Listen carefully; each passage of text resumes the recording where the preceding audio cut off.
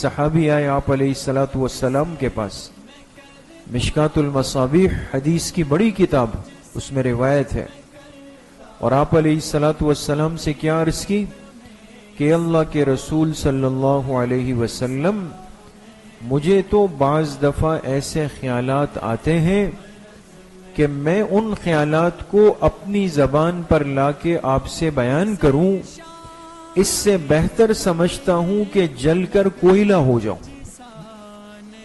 ایسے نامناسب خیالات، اب میرا کیا بنے گا؟ تو آپ علیہ السلام نے جواب میں کیا فرمایا؟ کیا واقعتاً ایسا ہے؟ کیا واقعتاً ایسا ہے؟ تمہیں ایسے خیالات آتے ہیں؟ انہوں نے عرض کی جی ہاں۔